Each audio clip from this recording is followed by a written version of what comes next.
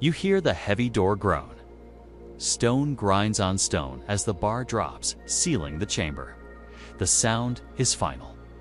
You are in the test of the 5th century, the heart of the Sassanian Empire.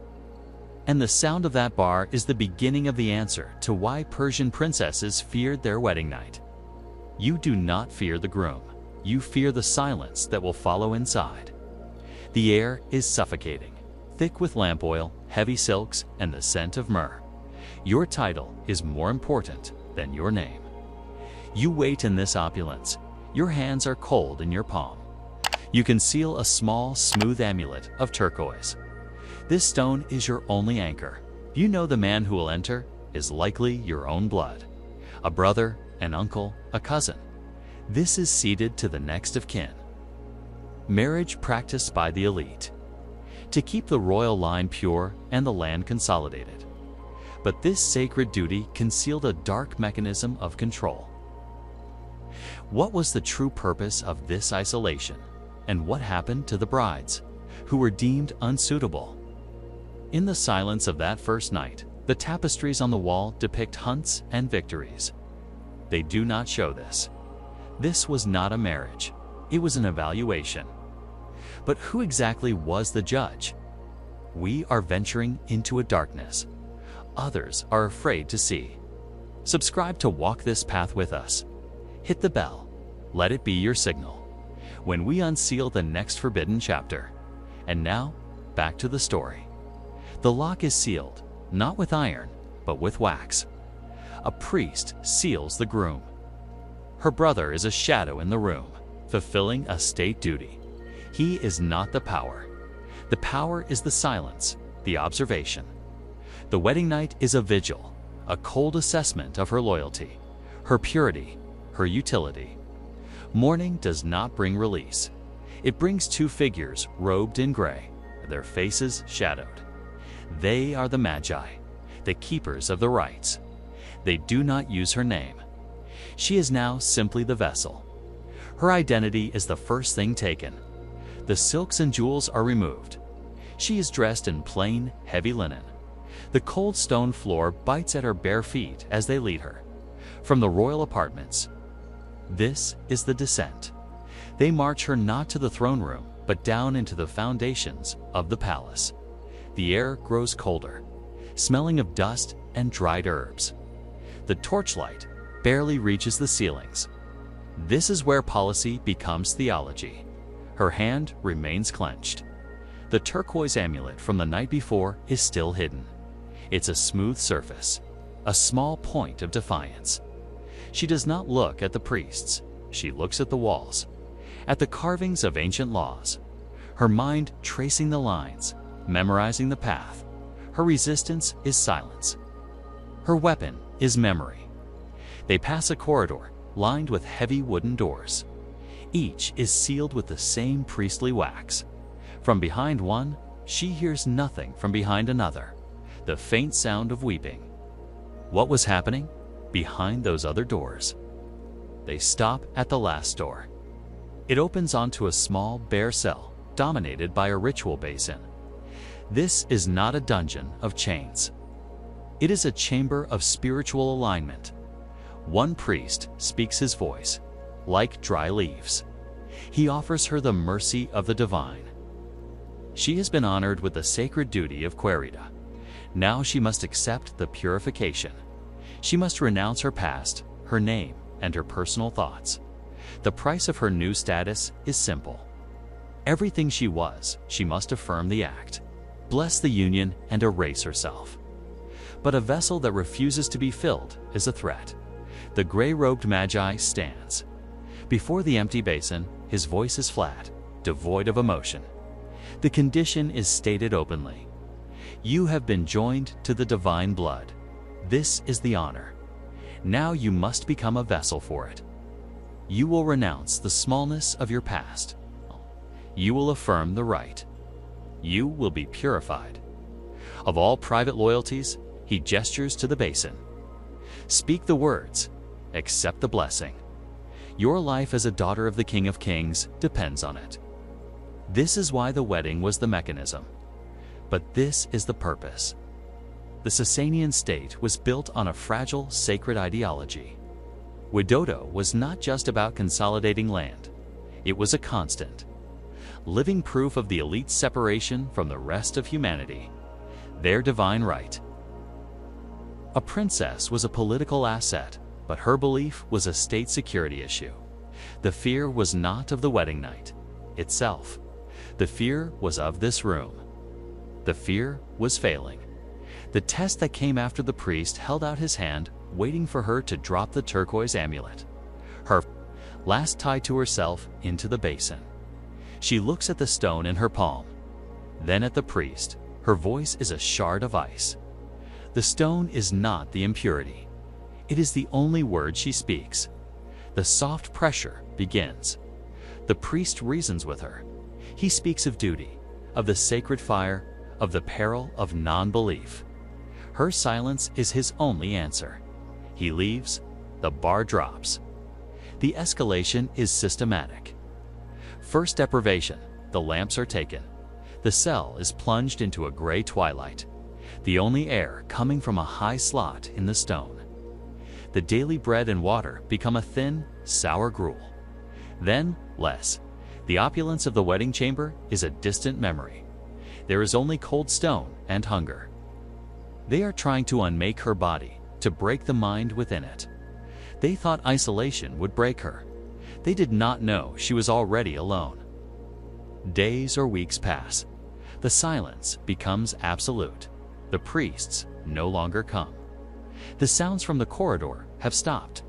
There are no more whispers, no more weeping. There is only the damp eyes. This is the final stage of the test.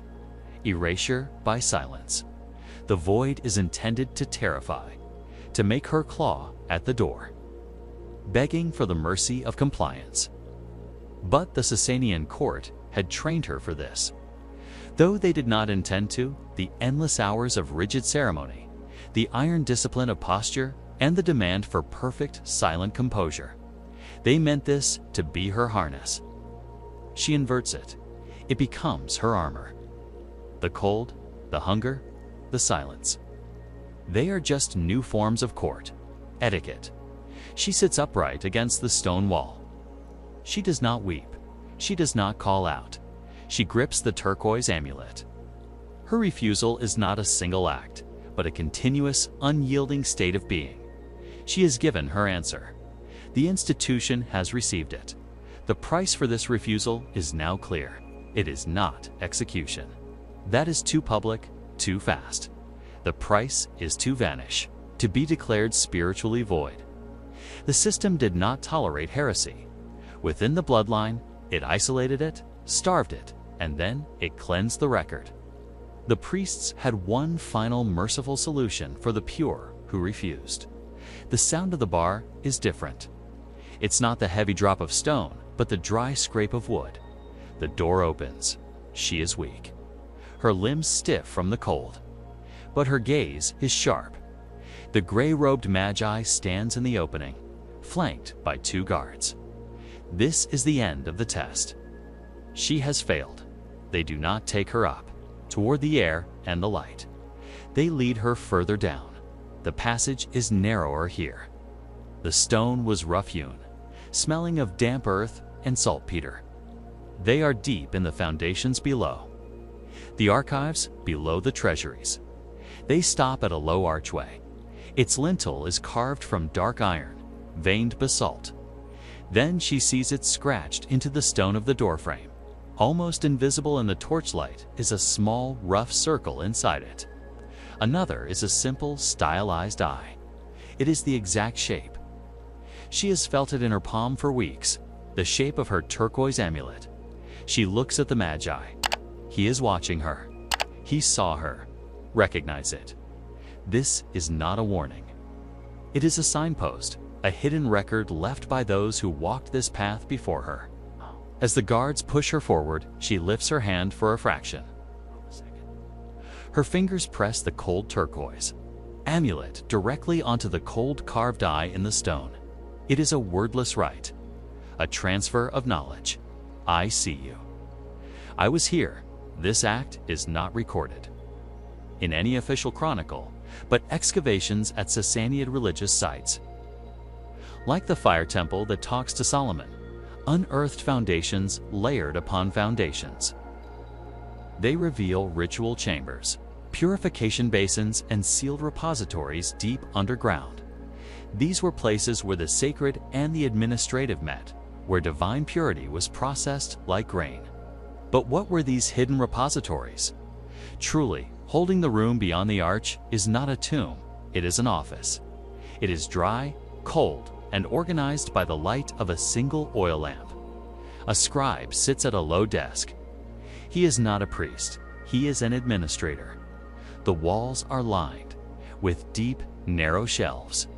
They do not hold scrolls of prophecy. They hold rows of small clay. Before we descend into this darkness together, if you appreciate content that reveals the hidden truths of history, consider subscribing and hitting the notification bell. Comment below telling me where in the world you are listening from. Tablets and wooden tags, each marked with wax seals. The hidden truth was not a mystery, it was a procedure.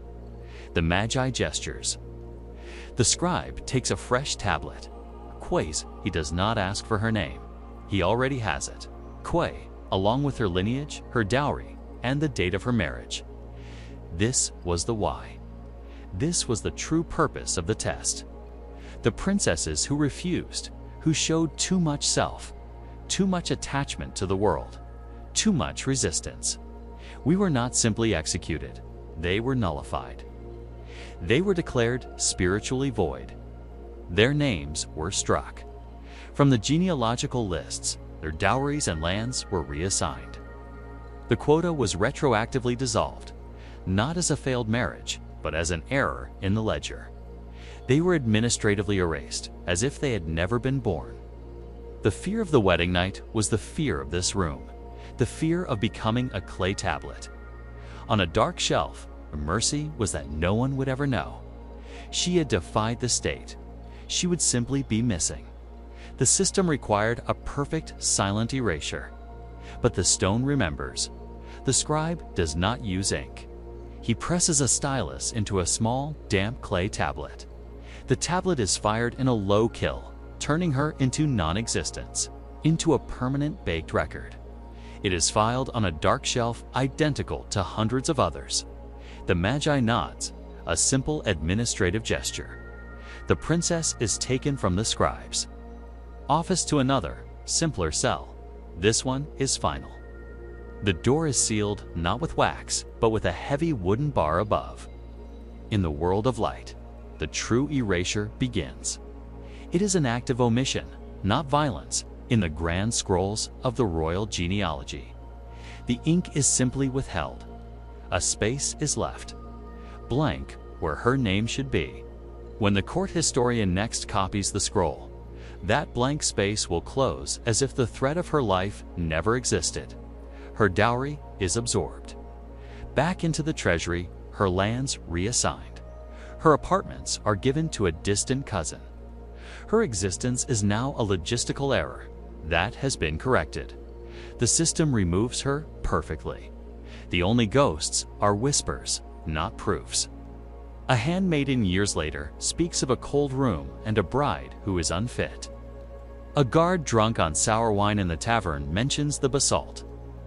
Doorframe deep beneath the palace, and the women who walked past it but never returned. A merchant in a distant city sends a confused letter noting that a promised trade marriage is no longer viable. The bride is unavailable. These are not testimony. They are smoke in a cold wind. The fear of the wedding night was never about the night at all. We return to the first sound. The heavy door groans. Stone grinds on stone as the bar drops. We see it clearly now. It was not the sound of a bridal chamber being sealed for a groom. It was the sound of the archive door closing, the sound of a life being filed away, the sound of the void being made official. The grinding of the stone was the sound of a name being polished from history, leaving the surface smooth, cold and empty, like the turquoise amulet, now buried with her, deep in the silent earth. Subscribe, hit the bell and like. How many names can one stone wall hold?